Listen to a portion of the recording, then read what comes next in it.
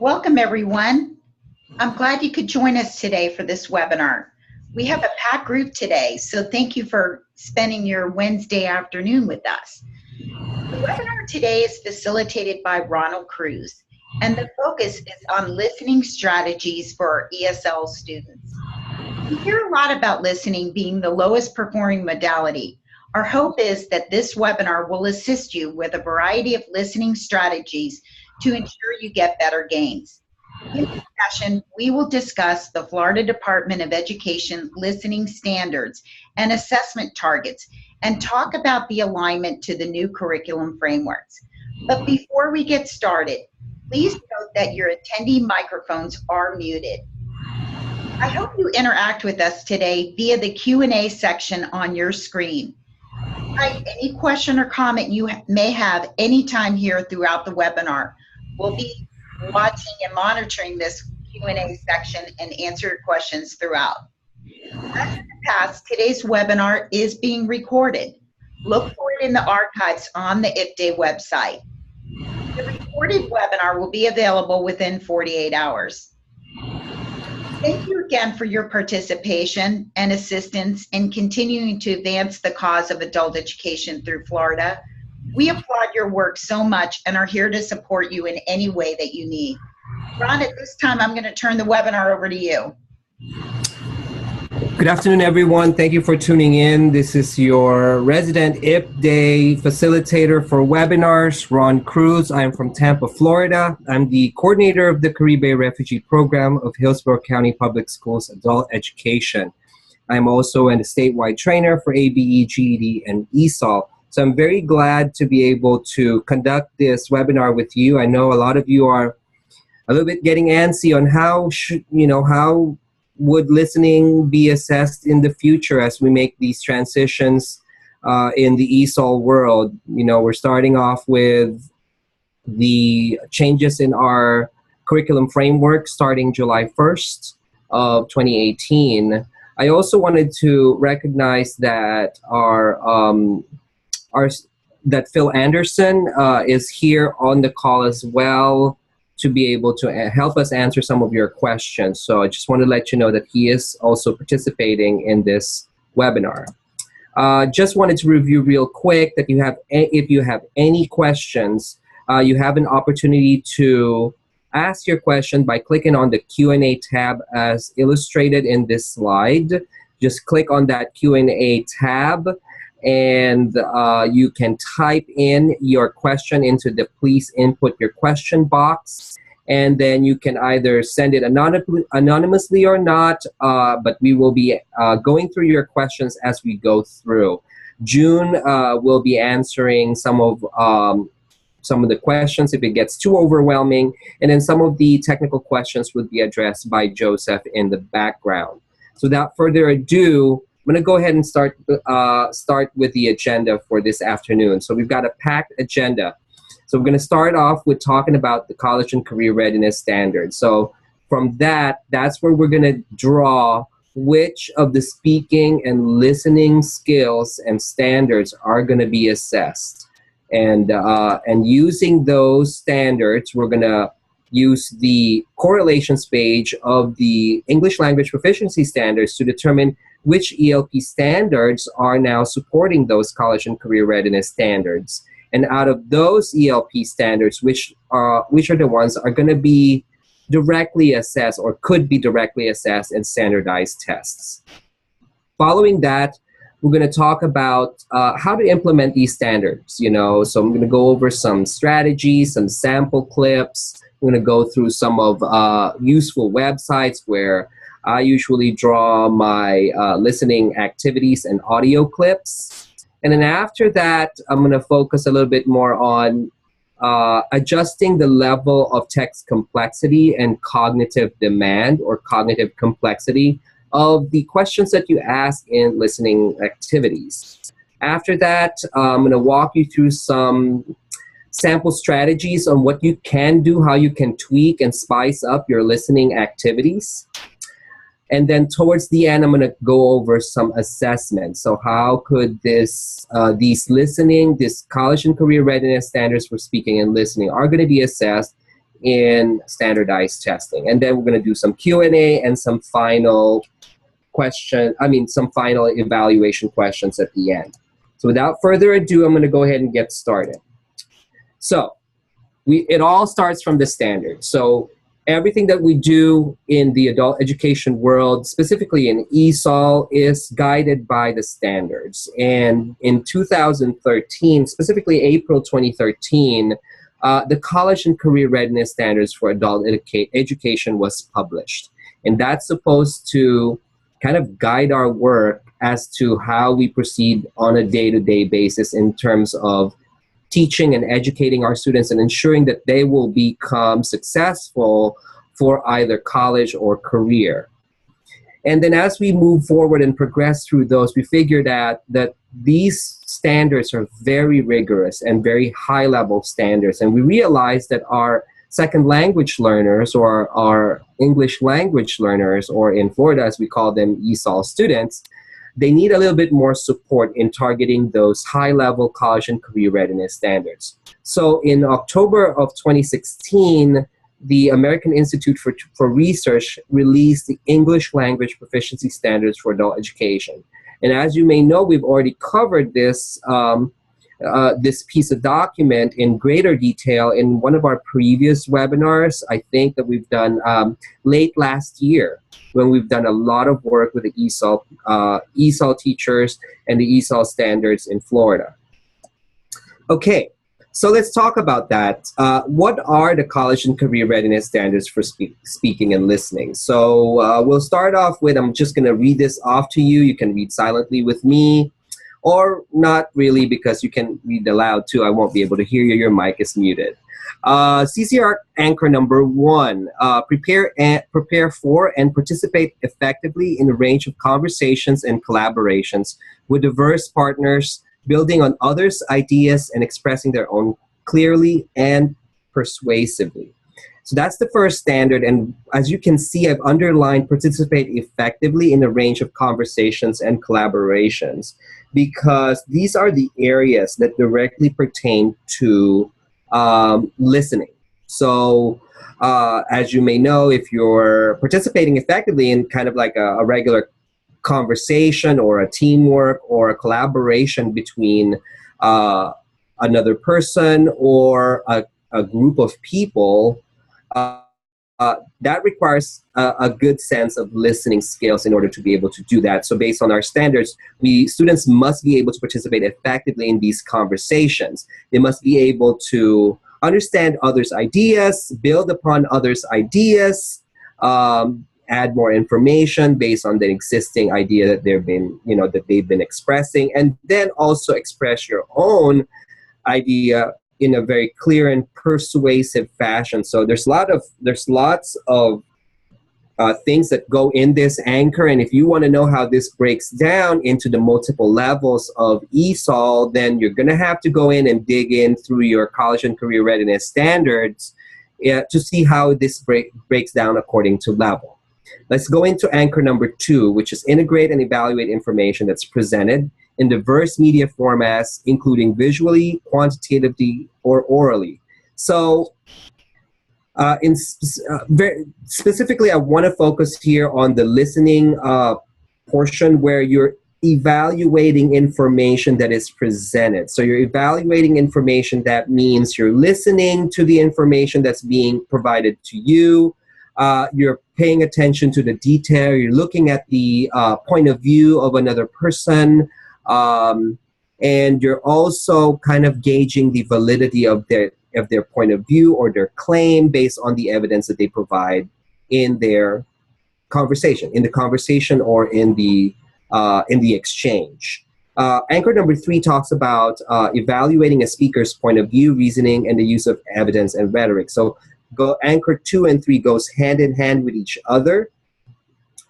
So 1, 2, and 3, anchors 1, 2, and 3 of the College and Career Readiness Standards are directly and could be directly assessed for speaking and listening. So then we go into standard anchor 4, which presents information, findings, and supporting evidence such that listeners can follow the line of reasoning and the organization, development, and the style are appropriate to task, purpose, and audience.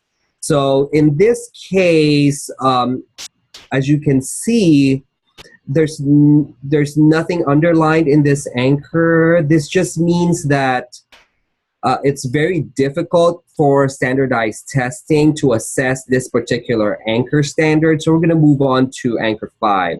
Anchor 5 is also the same as anchor 4. As you can see, there's nothing that's underlined here.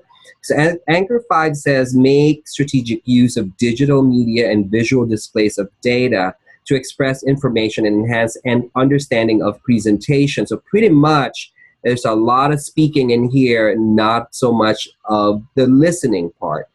Then we go into the last anchor standard for speaking and listening. Anchor standard 6 says adapt speech to a variety of contexts and communicative tasks, demonstrating a command of formal English when indicated or appropriate. So this is where some parts of the conventions of the spoken English language comes in.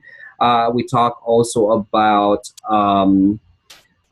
responding to, or, you know, this is when you look in and it's like, okay, who's my audience? You know, how do I adapt my speech based on who I'm talking to? Or how do I adapt my speech or my response based on the question that's being posed? So, and it could be asked in a variety of contexts. It could be asked in a variety of communicative tasks. It could be in a comprehension type question, or it could be a next line type of question.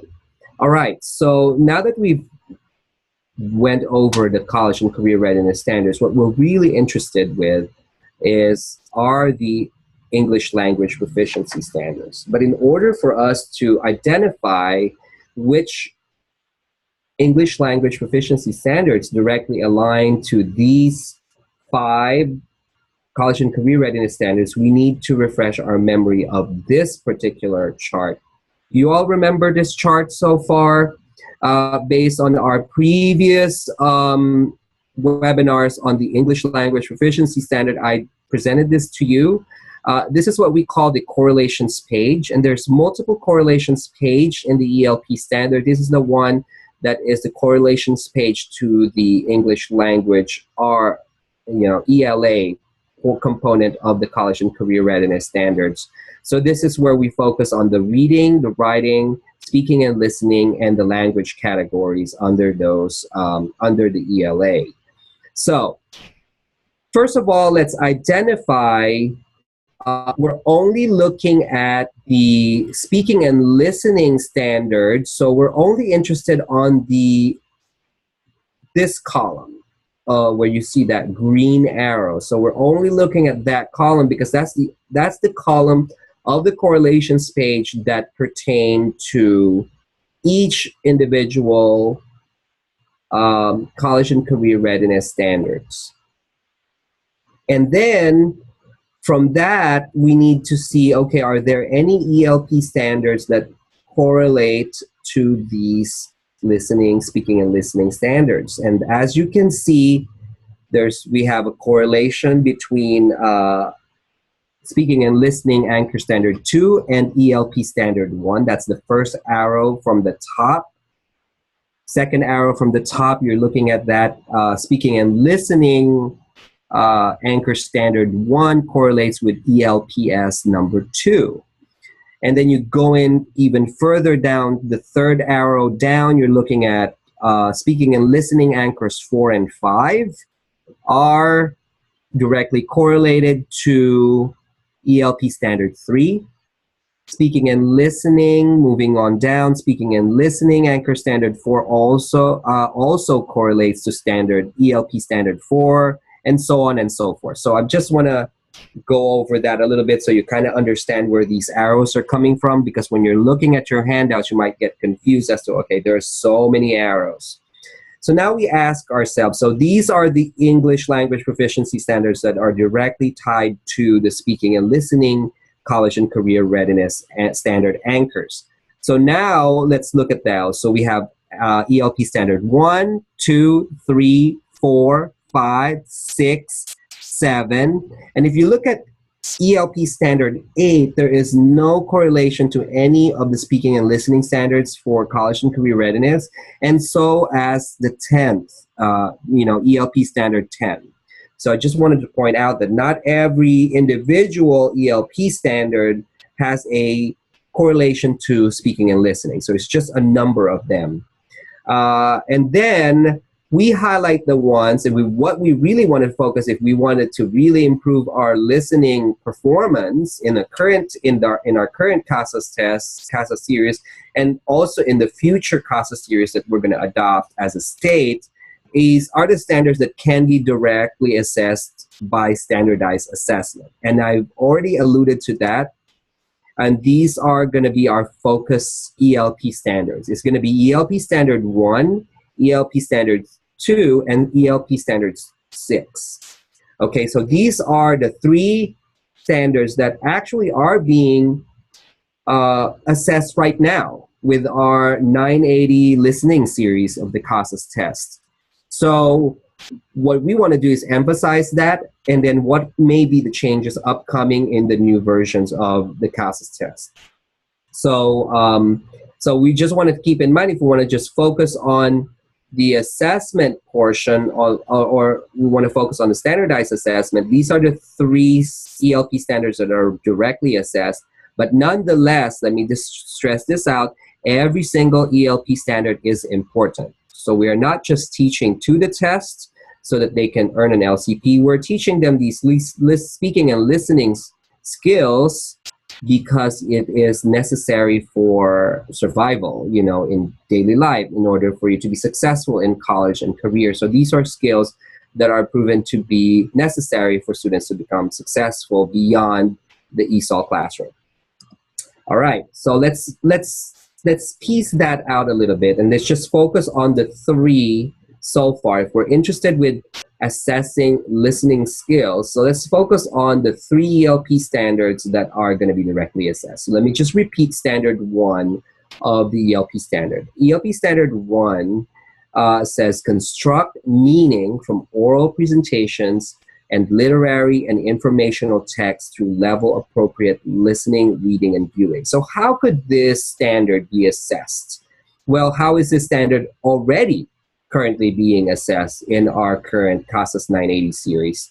Well, it's assessed in a comprehension type question where students read from a prompt, a little bit of an audio passage, and then they're drawing meaning from the audio passage. And that meaning, when we refer to construct meaning, what we're really referring to are 3 different things. First is, what's the main idea that the speaker is talking about, from the audio clip?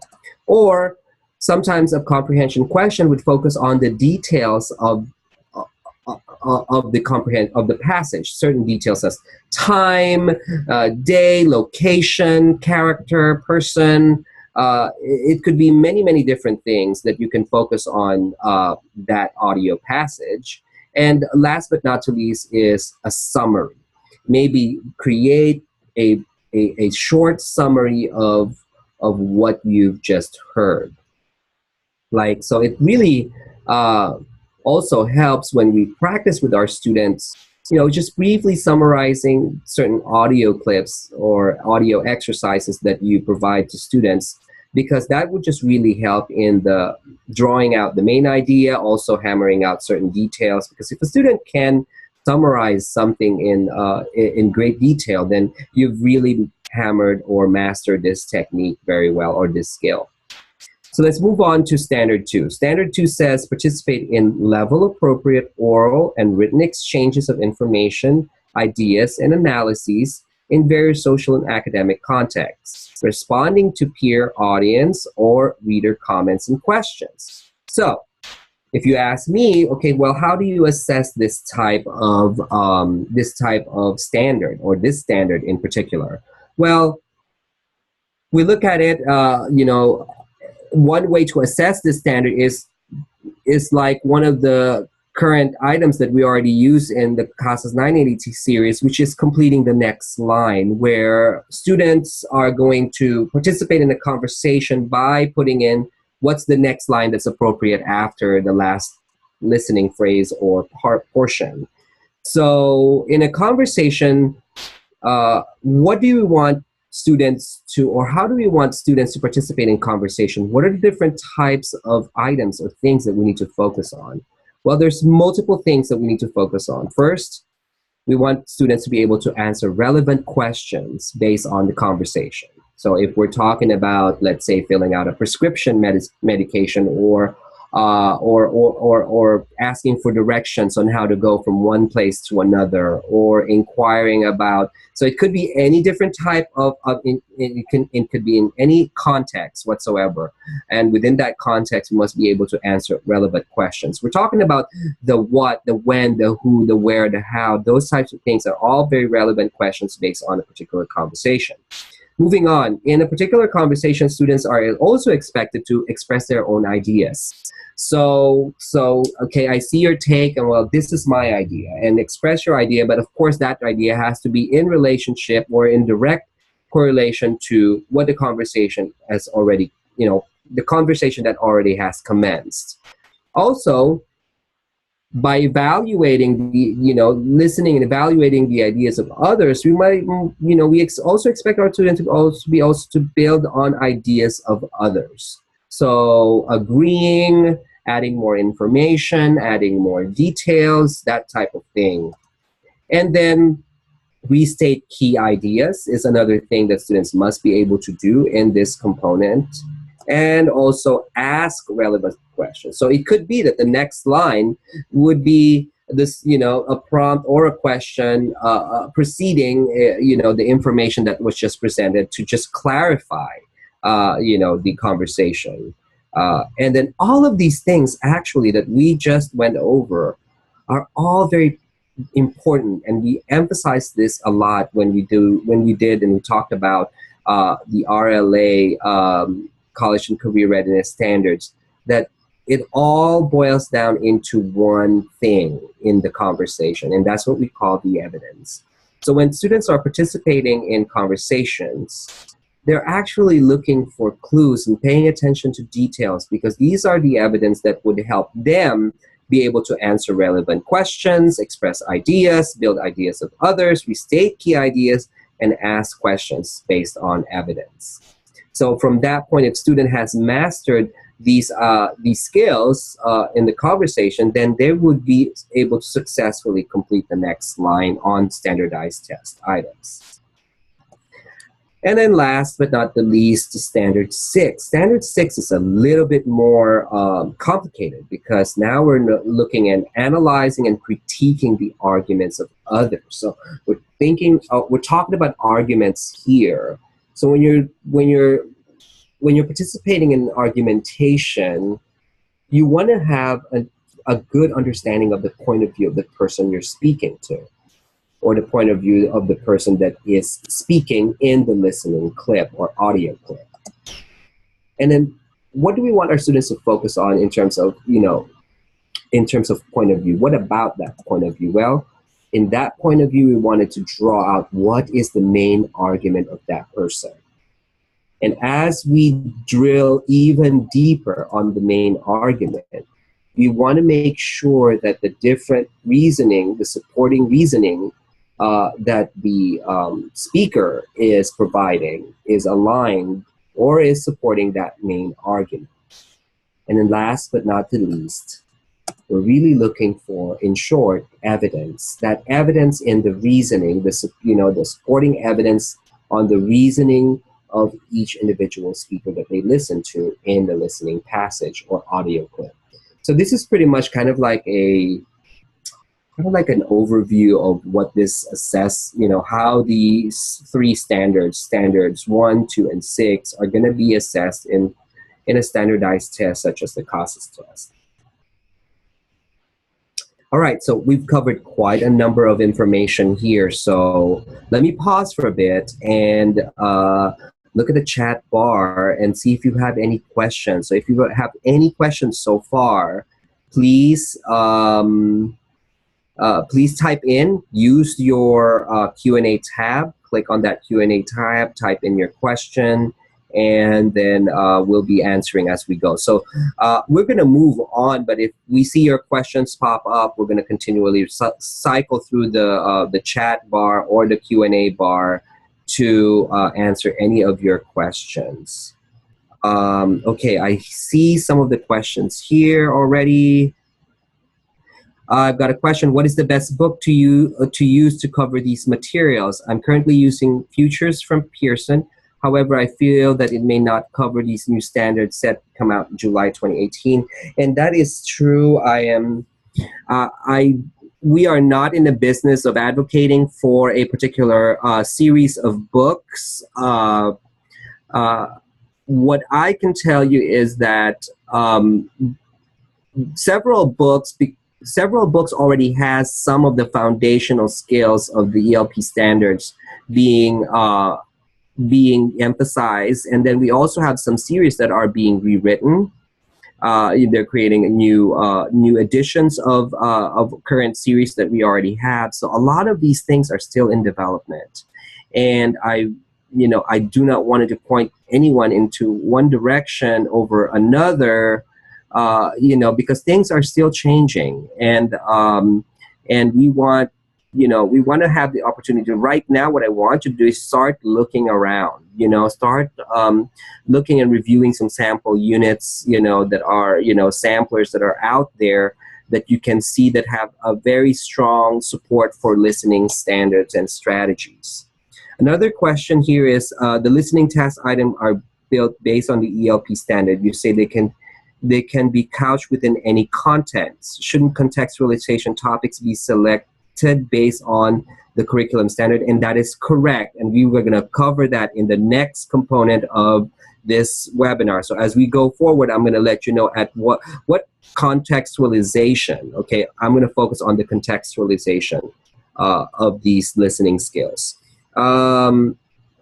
Yes. The question, there was a question here. Are those the 3 standards that are currently being tested? Yes. In the 980 series, we are already assessing these 3 standards. If you pay close attention to the wording and to how, and specifically, I would direct you to the ELP Standards, English Language Proficiency Standards report to see the granular pieces by level on how it's being assessed in the current 980 series.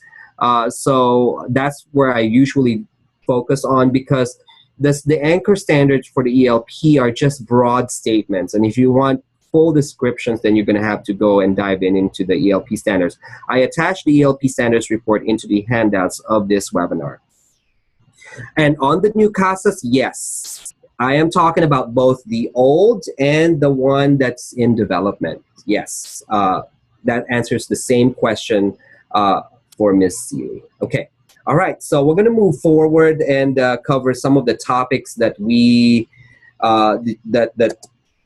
that's based on your question. And really, really good that one of you just pointed out that, okay, well, what context do we use these skills on? What conversation? Is it looking for a prescription or traveling or employment? Or that's really important. Well, a lot of this is, we're going to draw guidance from the very recently released adult ESL curriculum frameworks. Okay, so as if you don't have this yet, you can visit the Florida Department of Education website and download this directly. I also provided the adult ESL curriculum frameworks in the handout section of this webinar.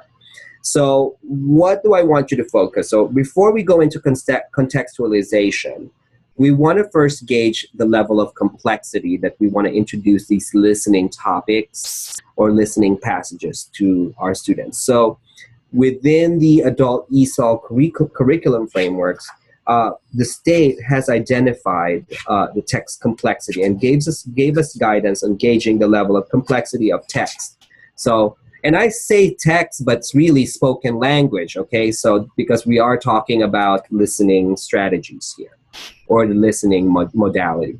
Okay, so if we draw and look very closely at what the curriculum frameworks state as a guidance towards looking into text complexity, according to the curriculum frameworks, teachers must select appropriately complex, literary and informational texts, topics, and events. So they have to be complex and they have to be informational. Okay, we're covering both literary and informational text. So it may be, let's say, a set of instructions on how to unpack something, or a set of, or a short story, or it could be an announcement, or it could be a conversation between two people about something that they saw. It could be a topic. It could be talking about an event, or it could be talking about an idea. So that's something that could kind of give us some guidance as to what context, but we need more. Instruction and assessment also should involve a progression of topics from more familiar to substantive and academic topics with increasing levels of complexity within and across levels. So what does this mean? So in order for you to kind of understand this a little bit more, I created kind of like a graphic, because I'm very visual and like to see things that are, visual. I want to see it, so that I can kind of put it into, to represent it so that I know where I'm at. So first of all, at the lower levels of ESL, let's say the foundations levels, low beginning levels, your high beginning levels, and in those levels, you're using more familiar texts. So more familiar texts, more familiar words, sight words, and as they progress within the different levels of ESOL, the vocabulary and the topic and the events become less and less familiar, something that they may not encounter in their daily routines, or something that is not frequently covered in these levels. And then as they go into the more advanced levels, we want to cover more substantive academic topics. So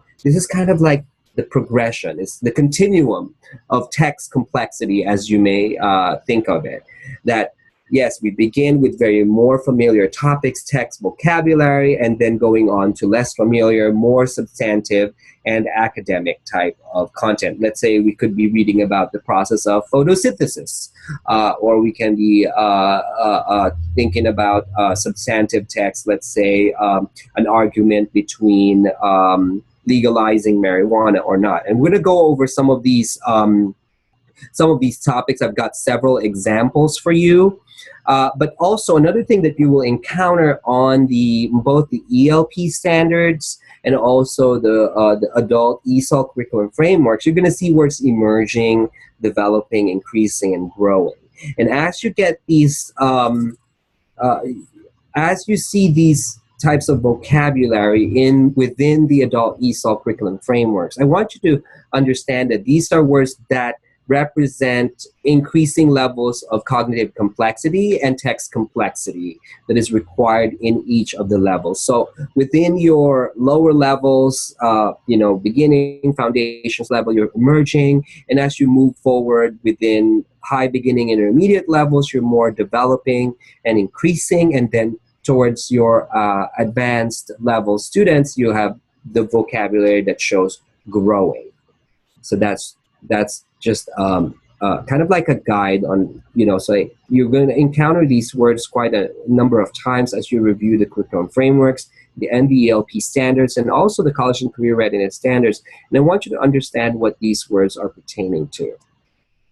Okay, so I've talked enough on this component, so let's discuss. I want to hear what you think. So please answer this question. What types of listening activities do you facilitate with your students to prepare them for the real world, to prepare them for continuous learning, or for becoming more successful on standardized assessments such as the CASAS test, or maybe even in preparing them for employment, because that's some of our students are not necessarily moving into ABE after ESOL. Some of them are moving straight into a career. So use the Q&A button and type in some of your ideas. I'd like to hear what some of you are doing. Let's share that, share that with everybody else that may want to get and gather some ideas, especially those that are just new to ESOL and new into this strategies. I know that there's lots of strategies all of you have started to do already. So use the Q&A tab and type in some of the activities that you do with your students. Okay, so I am not going to pause for a very long time. I'd like for you to type as we go so that for purposes of time. So keep those strategies coming. I wanted to see like different types of responses that I'm expecting is like, okay, well, we do a lot of listening to music, drawing some information from music and word recognition at the lower levels. So that's something that, to help my students to understand or become more successful on the listening test. Some of you use, what I've encountered, some of you use like download clips from YouTube, download clips from audiobook or Audible, and use that to do some comprehension questions with your students.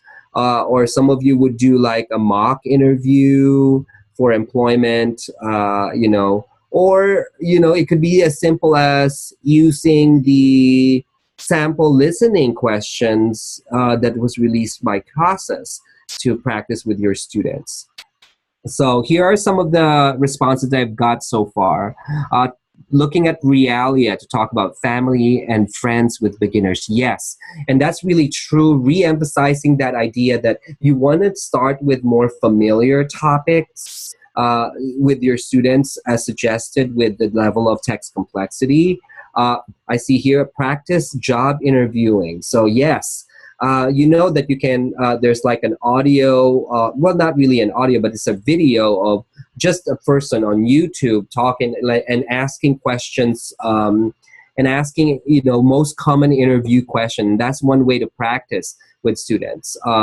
Another comment that I'm seeing here, saying that we're in a listening thing, is have them role play. Yes, role playing, ordering at a restaurant, an interview, asking for directions, asking for instructions, following up.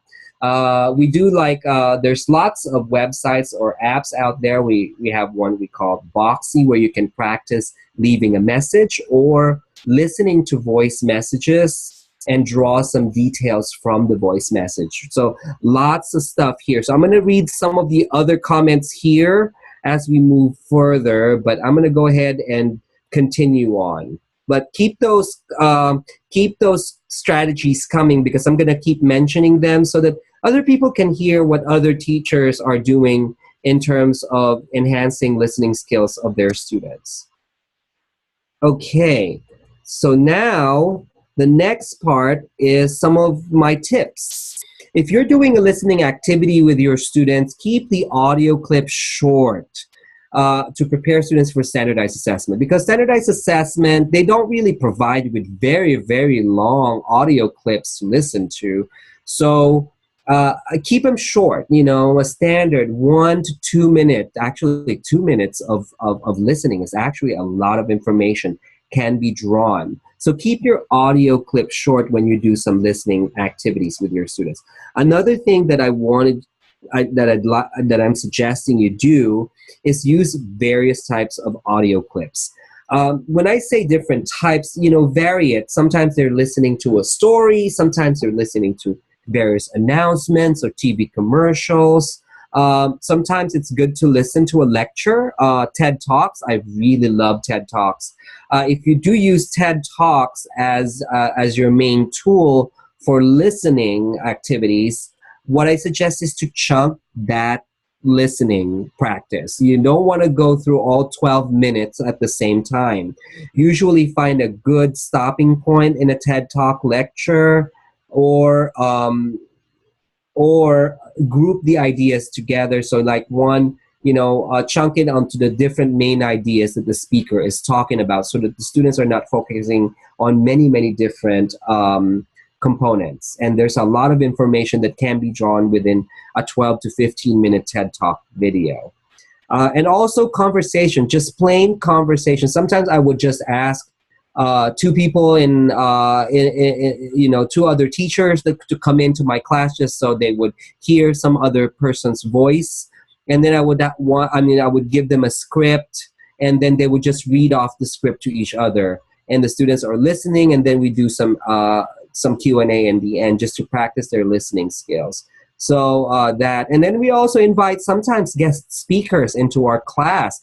Perfect opportunity for you to practice that listening skill.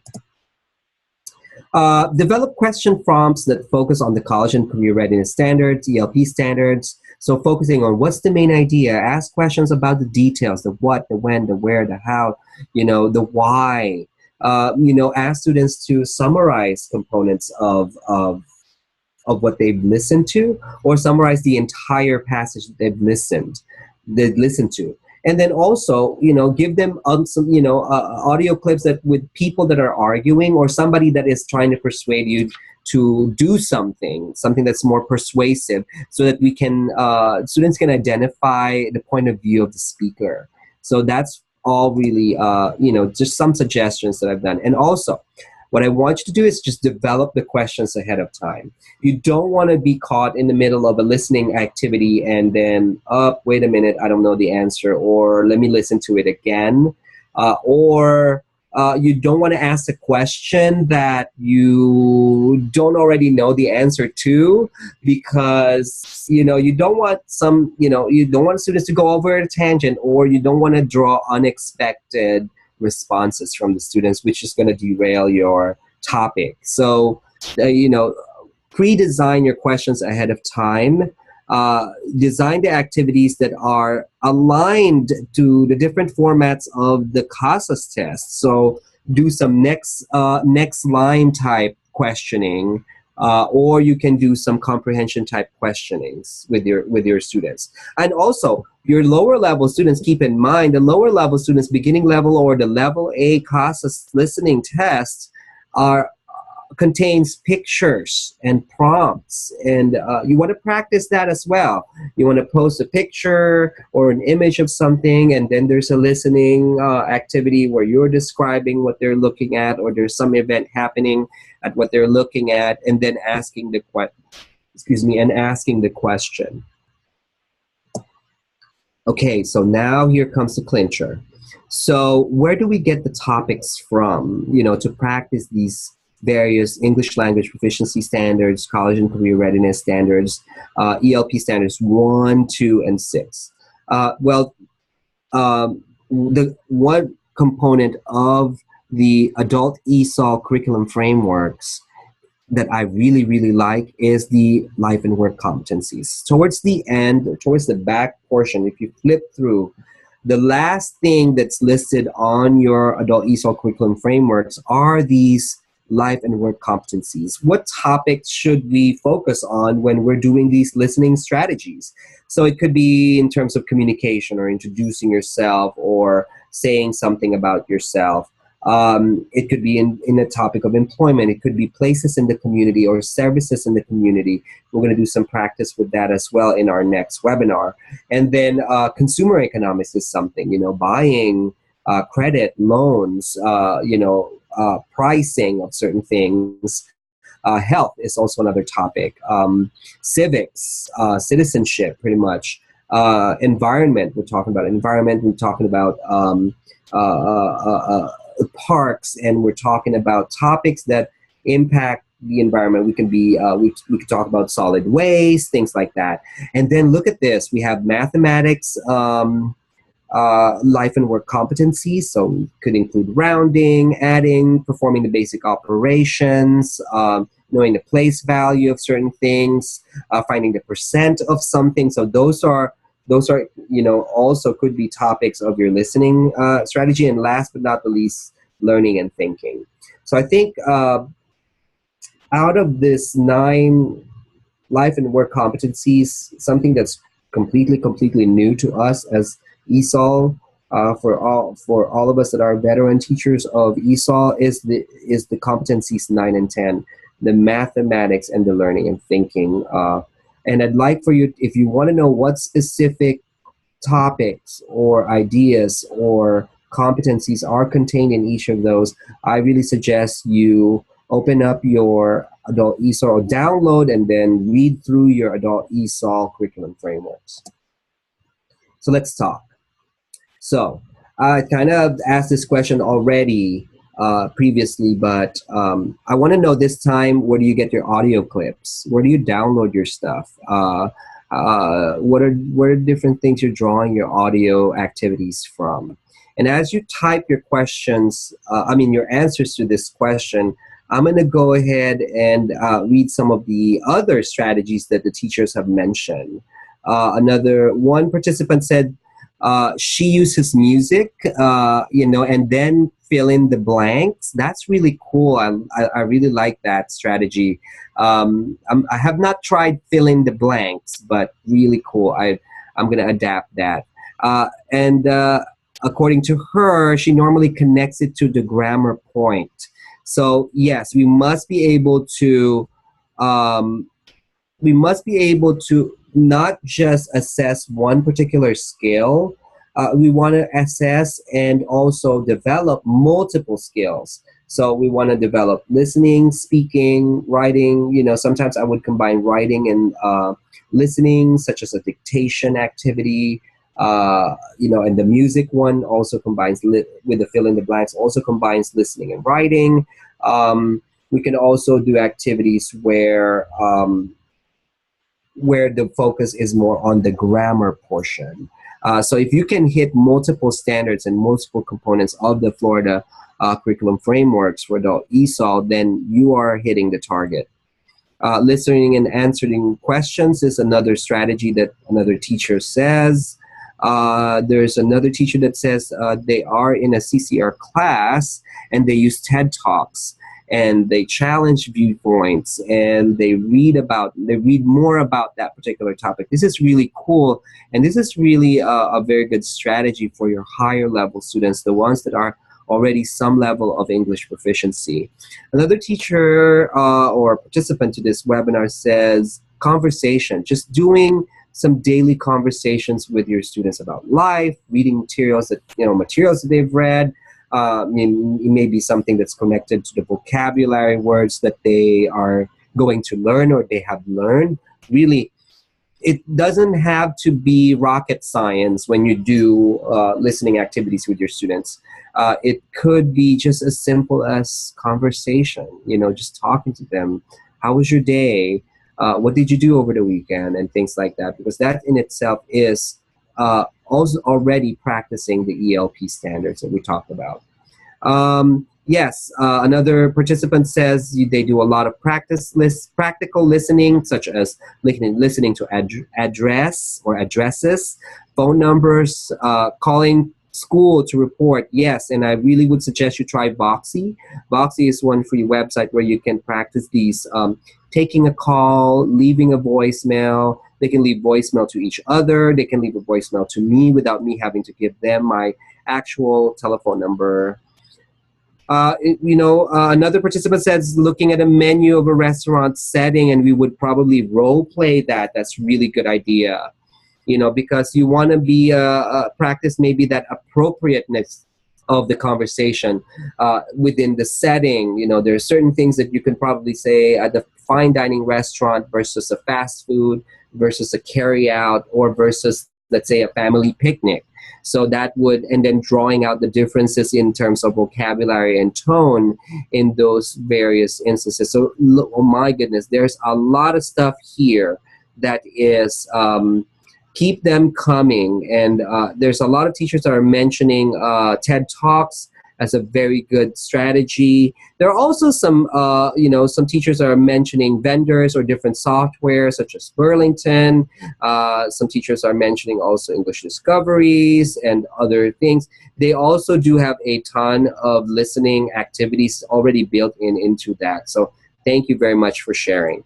All right, so let me share you where I get some of my audio clips. So one of the places that I go to is short stories.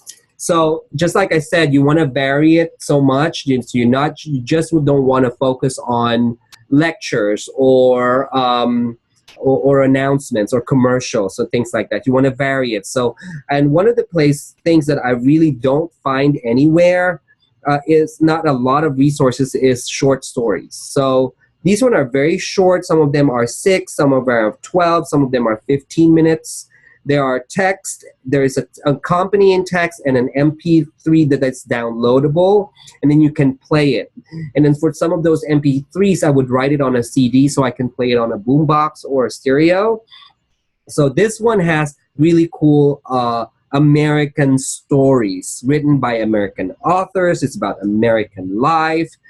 Some of these are dated too, so so students will be able to notice differences in tone, in accent, in grammar. So go check out this website. It's manythings.org, and then I found several short stories here that my students really, really enjoy. This is where I draw from the less familiar topics of the complexity of text. This is where I draw most of those stuff. Okay, and then I'm going to move on to another one. If you want more short stories, I go to agendaweb.org. I'm picking the ones that are less British accent and more American accent. And this is one thing that I really like about this website, is that the short stories and informational text that are contained in the agendaweb.org, the audio clips are American accent. So they can practice that, because when they look at and listen to the standardized test, they're listening to, American, accent. So I want my students to get used to that. So that's one. If I want more informational text, more substantive academic informational text, then I go into ESL-Bits. ESL-Bits, if you have not used this, it's a really cool place. There are short stories, there are novellas, there are audio books, there are different human emotions. There's different types of text that you can draw here that you can vary and adapt to whatever occasion or wherever grammar topic you're trying to cover. So this one is really an all-around website that I use all the time. Of course, USA Learns, a lot of districts are using USA Learns because they're free. They're free for our students, and they can go there. And this is one website I want you to check out as well. They don't have a lot of things we can use aligned to the college and career readiness standards per se, but they do have it. And one thing that I saw is on Unit 2, I think that's where I draw this from. There's a short story, a basic story about viruses, and I'm just gonna play you a little bit of that audio clip from USA Learns. So in the USA Learns, when you go into that website, you can click listen. Many places use computers to help them work better. Someone sent a computer virus to a lot of computers. A computer virus is a set of bad instructions written just to hurt computers. Okay, so you get the point. So really, in this particular component, in this way, I would blur this, or I would cover my projector, and so that they're only listening and they're not reading. So they're listening, and usually I would chunk them like a couple of paragraphs first, and then we do a Q&A after. YouTube, I get a lot of my audio clips from YouTube. These are 2 examples that I'm giving you. I'm giving you the link to it as well. I have them listen to several announcements, and I have them find out, okay, why is the flight delayed? Or I ask those types of questions so that they can really pay attention. Also, what flight, what gate are we going in? What time, is the plane leaving? Is it boarding time yet? How much time do we have? So I incorporate some math as well in there to find a lapse. So how much time do we have? Can we eat dinner before we board the plane? Things like that. So really cool. I like this website when I do some role playing with my students. And of course, this aligns to 3 components of of the life and work competencies, the communication component, the community component, and then just like I said, the mathematics component is already there when we're finding out the time, the total elapsed time, or how much time we have, or how much time we have left, and things like that. The one at the bottom has multiple clips, all at this, chunked together into one YouTube, so you can piece it apart. So you're going to have to cut it and pause and play it many times so you can use different things in there. Whereas the ones with the flight announcement, that the one on top, the one that's already segmented into different announcements. If you want to do, want to find a place where you can do sources of argumentation, ProCon.org is a really cool website where you have two varying points of view, and student has to look at, okay, what is the main point of view? What's the main argument? What's the line of reasoning that the person is using? What are the evidence that the person uses to support their line of reasoning? So this one is ProCon.org, and I think a lot of our ABE teachers and GED teachers are already using this. So when you use this with your ESL students, once they go in and graduate into the ABE world, they would already be familiar with this website. If you find a text that there's no audio, what I suggest, I'm giving you a tech tip. There is a Google Chrome app that you can download and install into your Google Chrome browser, and it will allow to read that text. So sometimes I find an informational text. Let's say, okay, well, unboxing the iPhone 8 or something like that, and then I see that blog online, but there's no audio. So what I do is I use the read aloud and have it read to the students, and it's pretty good, actually. It seems like a real person talking, doesn't seem very robotic. So I want you to try it. What I did is I gave you a link to the YouTube page where you can, it gives you instruction on how to install and how to use it. So because I don't have time to go over it during this webinar, but this is the one that I use. If there is no audio, but I see a text that's really good I wanted to try out, I use the Read Aloud Chrome extension. In this video, I will show you how to use the Read Aloud Chrome extension. So that's pretty much that. It's a male Siri, what you're listening to, but it's really cool. In this video, it's going to walk you through that process on how to install that app and also read content from the internet. There are sample listening activities that I kind of outline in your activity book. So there is an activity book that I created in association with this webinar. So I've described each of these strategies in greater detail there.